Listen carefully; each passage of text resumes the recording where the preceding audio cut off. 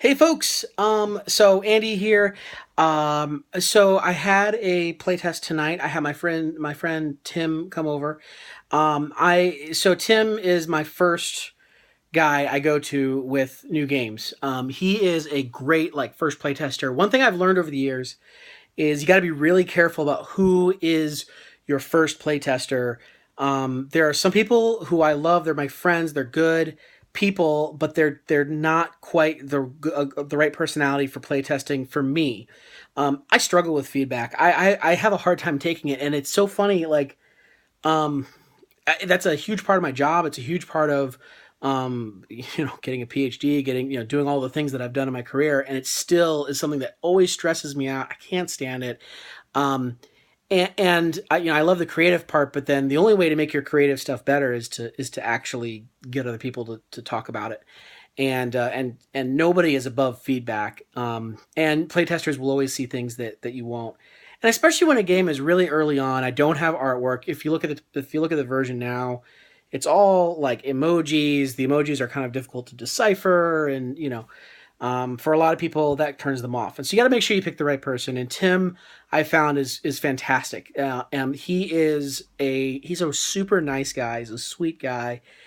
He is an idea person. He always has ideas, and he just throws tons of ideas at you. And not that I need ideas from my playtesters. Actually, a lot of times playtester ideas are not always the best because they're usually thinking very narrowly, and you're trying to think more broadly. But he actually is quite good. He knows what kinds of ideas I'm looking for, and he knows not to like nitpick and to like correct things. He understands where I'm at in the creative process. And that's what you need in a playtester.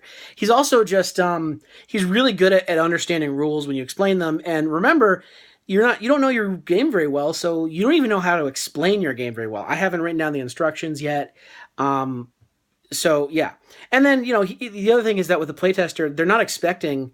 You should make sure that they're not expecting game night. They're expecting a playtest night, which is different. So you might not finish the game. You might change the game. There's expectations, and Tim gets that. He has been kind of my go-to guy for that, and I'm really thankful for him. So if you're watching this, Tim, thank you. You're awesome. Um, Playtesting night tonight went really well. I still really love the game, but don't hate it at this point. There are games where I've gotten to this point and I hate the game. I don't hate it. I love this game. I still love this game. Um, a couple of issues. There were some issues that I was not expecting to have. And the whole time we were comparing this to roguelikes. So Tim also happens to love roguelike video games and plays them a lot. In fact, he's probably played them more than I have. And as much as I like roguelikes. Um, what's interesting is that right now where the game is at is you can get to there's a mid game hump, and then once you get over the mid game hump, it's smooth sailing. And usually there's like a key moment. So right now it's like when you get carrying capacity and a little bit of stuff, you just kind of barter your way through, or or if you get a certain amount of attack, you can just fight your way out, and then you get everything you need. And so there's like and sometimes that's how it works in roguelikes, where like you hit this really difficult difficulty spike, and then you're fine. But then what the key is, we don't want that game to be boring. And so one thing that he said that I should try, and I think I am going to try this, is adding a boss. So right now the game ends when you just build a zeppelin, so you just need to get a certain amount of resources. But he's saying maybe if we also add a boss to the end of that, that forces you to maximize not just all of your resources, but your attack and your hit points as well. And that will force you to think a little bit more long term. It extends the game for sure. It extends the game, but that's not such a bad thing. Right now, I can play a game in about 15 minutes by myself. Maybe longer than 15 minutes, but I imagine once you get good at it, you would take 15 minutes. It took him an hour about to play it. We talked about it a lot, but he's kind of a analysis paralysis kind of guy, so that's just kind of I was expecting him to take at least an hour to play it tonight. Also, he and I are just kind of chatty. We just talk a lot. So, um, one thing that we do is interesting. I've never play tested. I've never really made a solo game. Like I've made solo variants of my games, but I've never made a solo game before. And so one thing that I did is I made two copies of it. It's a nano game. You can make as many as we want. pretty easily. So I made a second copy of it for him, and then I played one, he played one, and I was playing, and I wasn't really sharing what I was doing. Right? I talked about it a little bit, but I asked him to mark what he was doing with pennies. So pennies aren't a standard component of the game, but you just mark it with pennies, and to mark what he was doing, and then explain his thinking to me. And so, I was looking for kind of exploits, or just like what is his thinking, just kind of observe moments. I was looking for moments when he was excited, looking for moments when he was bored or confused, or I was trying to just read the emotions. And that's actually the best way for me to play test, is to not listen so much to what people are saying, but to watch how they're experiencing it. And sometimes you actually do get a lot more feedback from people's kind of nonverbals and watching them experience a game, um, than you would from saying, what do you think? And so, like, that's kind of another lesson that I've learned from this. So, what we did at the end of the night, he was willing, and I think I might try this. I let him take the copy home. So he has sleeves, he has a box, he has the die, he has the cubes, he has everything that he needs to play the game.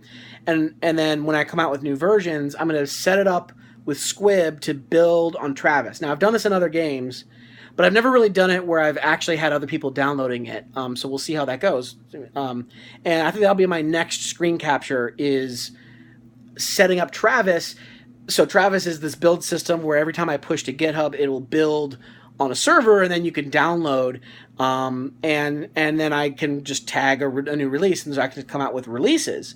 And the other thing is, I'll show Tim how to see the difference between the games. So how has the game changed? And there's a really interesting feature called Pretty Text on data frame in Squib that I think he will actually really like. It's like creating an automatic change log.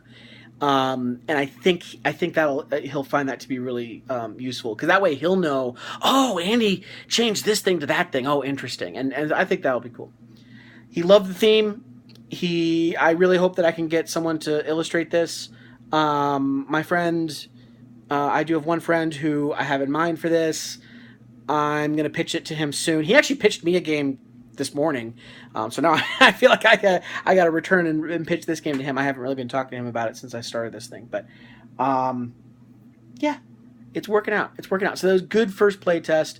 I can't wait to get Tim to play test this on his own, to try it out a few times on his own, and we can just kind of go from there.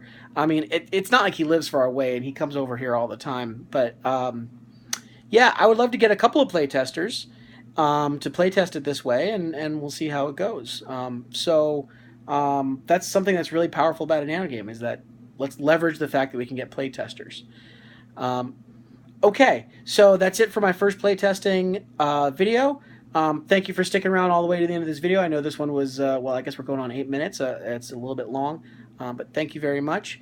And yeah, have a good one.